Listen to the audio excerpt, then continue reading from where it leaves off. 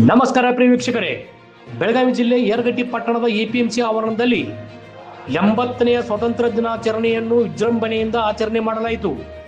APMC ಅಧ್ಯಕ್ಷರಾದ ನೀಲಕಂಠ ಸಿದ್ಬಸ್ನವರ ಧ್ವಜಾರೋಹಣ ನೆರವೇರಿಸಿದರು. ಈ ಸಂದರ್ಭದಲ್ಲಿ ಎಪಿಎಂಸಿ ಸರ್ವ ನಿರ್ದೇಶಕರು, ಅಧಿಕಾರಿಗಳು ಮತ್ತು ಸಿಬ್ಬಂದಿ ವರ್ಗ, ಡಿಎಸ್ಎಸ್ ಮುಖಂಡ ಚಿದಂಬರ ಕಟ್ಟಿಮನಿ ಹಾಗೂ ಮುಂತಾದವರು ಉಪಸ್ಥಿತರಿದ್ದರು. ಇದು ಇವತ್ತಿನ ಅಪ್ಡೇಟ್. ನಿರಂತರವಾಗಿ ನೋಡ್ತಾ ಇರಿ ಟಿವಿ 24 ಪ್ರೈಮ್, ನಿಮ್ಮ ಒಳಗಿನ ಧ್ವನಿ.